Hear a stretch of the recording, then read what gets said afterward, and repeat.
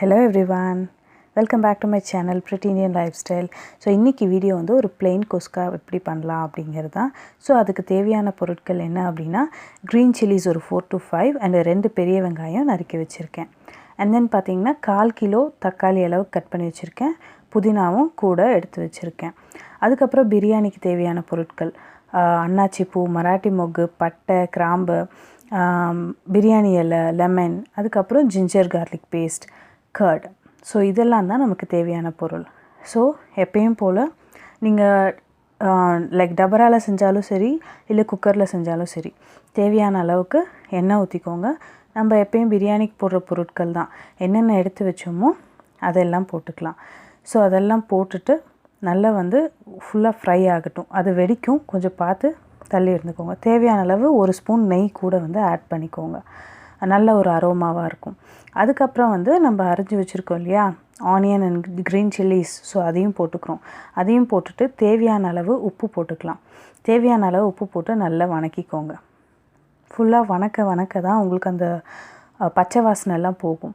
So அந்த பச்சை வாசனை எல்லாம் போச்சு ஒரு மாதிரி கோல்டன் ப்ரௌன் கலரில் வரும். அந்த கோல்டன் ப்ரௌன் கலரில் வர வரைக்கும் யூ ஹாவ் டு வெயிட். அதுக்கப்புறம் தான் நீங்கள் வந்து அடுத்த ஸ்டெப் ப்ரொசீட் பண்ணணும்.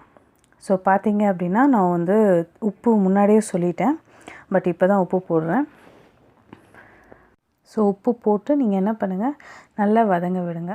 அதுக்கப்புறம் வந்து கொத்தமல்லி அண்ட் புதினா எடுத்து வச்சோம், நல்லா வாஷ் பண்ணிவிட்டு அதை நீங்கள் ஆட் பண்ணிக்கலாம்.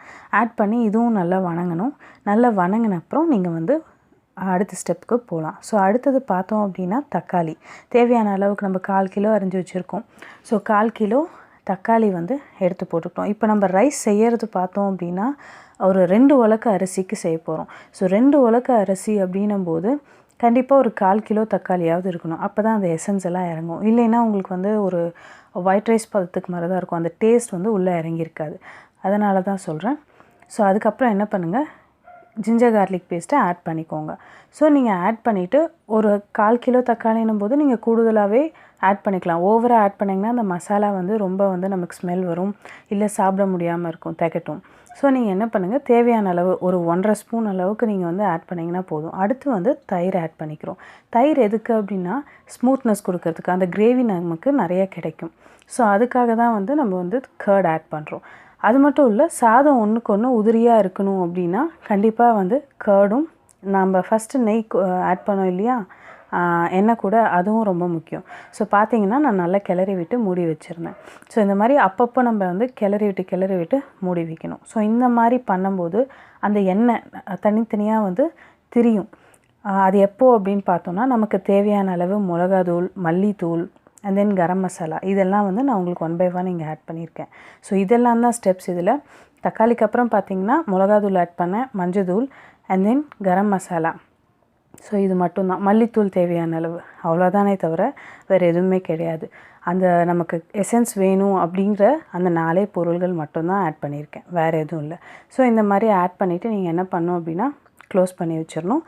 மறுபடியும் கொதிக்கும் போது நீங்கள் என்ன பண்ணலாம் அப்படின்னா 2 உலக்கு அப்படின்னும் போது நீங்கள் வந்து தண்ணி வந்து 4 உலக்கா எடுக்காமல் 3/4 உலக்கா எடுத்துக்கோங்க. ஏன்னா இதிலே கொஞ்சம் தண்ணி இருக்கும். நம்ம அரிசி ஊற வச்சுருக்கோம், 20 மினிட்ஸ் பக்கம் ஊற வச்சுருக்கோம். ஸோ நீங்கள் தேவையான அளவு வந்து தண்ணி வந்து கொஞ்சம் ஒரு 1/4 இது கம்மியாகவே வச்சு நீங்கள் என்ன பண்ணலாம், தேவையான அளவு உப்பு போட்டு கிளறி என்ன பண்ணலாம், எடுத்து வச்சிடலாம். வேணும் ஆப்ஷனலாக வேணுன்றவங்க லெமனை புழிஞ்சு விட்டுக்கோங்க, அந்த டேஸ்ட் வேணுன்றவங்க. ஸோ இந்த மாதிரி நல்லா கொதிக்கும். இந்த மாதிரி நல்ல கொதி வரும்போது நீங்கள் என்ன பண்ணுங்கள், ஊற வச்ச அரிசி எடுத்து நல்லா ஃபில்ட்ரு பண்ணிவிடுங்க. ஃபில்ட்ரு பண்ணிவிட்டு அந்த ரைஸ் எல்லாம் எடுத்து கொட்டிடுங்க. ஸோ கொட்டி, அதாவது அரிசி உடையக்கூடாது. உடையாத அளவுக்கு நீங்கள் என்ன பண்ணணும் அப்படின்னா பார்த்து மேலால் எடுத்து கிளறி விடணும். ஸோ அந்த மாதிரி மேலால் எடுத்து கிளறி விடும்போது அரிசி ஒன்றுக்கு ஒன்று உடையாமல் இருக்கும். இந்த மாதிரி ஒன்றுக்கு ஒன்று உடையாமல் வரும்போது நமக்கு வந்து பார்க்க ரொம்ப அழகாக இருக்கும், சாப்பிடவும் டேஸ்ட்டாக இருக்கும். அடுத்து என்ன பண்ணுறேன்னா நான் தம் வைக்கிறேன். இதில் என்ன அப்படின்னா ஒன்றும் இல்லை, நார்மலாக நம்ம வந்து பிரியாணிக்கு தம் வைக்கிற மாதிரிலாம் வைக்க முடியாது. ஸோ ஜஸ்ட் தோசைக்கல் கீழே வச்சு என்ன பண்ணுறேன், சாதம் வந்து ஒரு 3/4 பங்கு வெந்திருக்கணும். அந்த மாதிரி வெந்திருக்கிற ஸ்டேஜில் நான் என்ன பண்ணுறேன்னா தோசைக்கல் வச்சு மேலே வந்து குக்கர் வச்சிடுறேன். குக்கர் வச்சு க்ளோஸ் பண்ணிடுறேன். ஸோ க்ளோஸ் பண்ணிவிட்டு பார்த்தீங்க அப்படின்னா நான் வந்து ஃபுல்லாலாம் வைக்கல, மீடியம் ஃப்ளேமில் தான் வச்சுருந்தேன். ஒரு 10 மினிட்ஸ்க்கு எடுத்து வச்சா போதும். ஸோ பார்த்தீங்க அப்படின்னா ஒரு டெலிஷியஸான டேஸ்டி ஸ்பைசியான குஸ்கா ரெடி. கூட வந்து நீங்கள் ரைத்தா எந்த மாதிரி ரைத்தா வேணாலும் ஆட் பண்ணிக்கலாம். ஸோ பிடிச்சிருக்கு அப்படின்னா மறக்காமல் நம்ம சேனலை சப்ஸ்கிரைப் பண்ணுங்கள். வீடியோ பிடிச்சிருக்கு அப்படின்னாலும் like, comment and share. So thank you. See you next video.